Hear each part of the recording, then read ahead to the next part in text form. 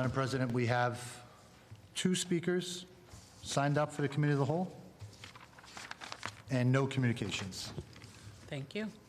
The first speaker is Phil Zisman.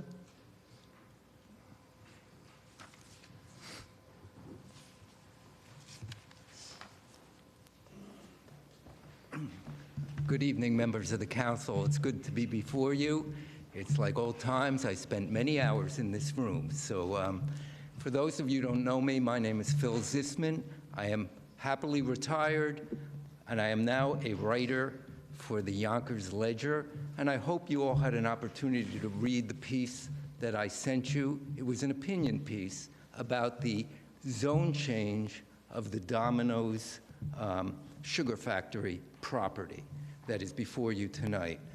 And what I'm here to talk about is I watched the hearing of the committee, of your real estate committee, and I was surprised by it, frankly, because I couldn't understand the decision the council was making at this time. There was no proposal for development before you. You were making a decision to change the zone of the sugar factory, which is 25 acres, as I understand it, and that will have a profound effect on the value of that property. So, and you're changing it to a DMX zone, and that is going to basically say that you have an as-of-right opportunity to build on that property, and you limited it to 15 stories. But what was not said at that committee hearing was, if you do change the zone, you will be taking yourself out of the review process of the development. And I couldn't understand why the council would do something like that. You know, when I was corporation counsel and when I was the IG here, the council played a major role, especially in the Ridge Hill development. They had to vote on that change, and they had a project right in front of them that they were deciding. But what this zone change, if you do it now, will mean, you will have no role in approving future developments. Now an applicant can come in and basically go right to the ZBA or to the planning board that had site plan review and say, hey, look, here's my proposal. I have an as-of-right authority to build this project here. And then there might be some decisions by the planning board, but there's no opportunity for you to weigh in on it. You're taking yourself out of it, and that was very unusual to me.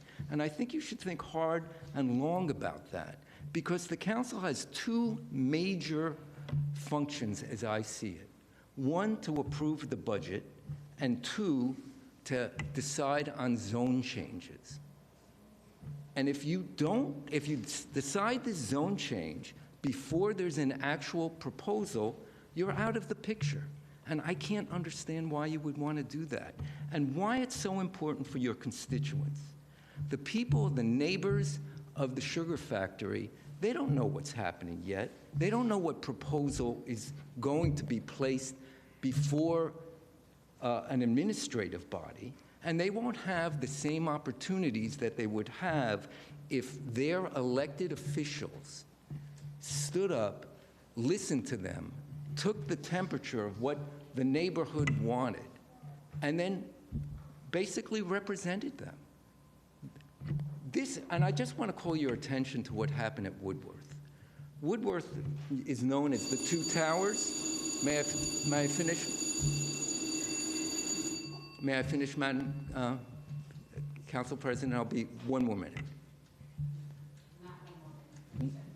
30 seconds? Okay, I just remind you what happened at Woodworth. Woodworth is where the 2 twin towers have now been basically granted to be built. That went to the zoning board. There needed to be a zone change, but the zoning board, for some reason that I didn't understand on their decision, decided to grant a use variance. And in the use variance, they allowed 2 36 stories to be, towers to be built. And the community was basically taken by complete surprise. There was no community involvement, and I believe that happened because the council was not there. So I say, think very carefully about it. I think you should put this decision off till you can do some studying of the project, and basically wait until there's a proposal before you make this decision. You are making a decision that will affect our city for decades to come. Don't do it without the necessary input from the community. Thank you.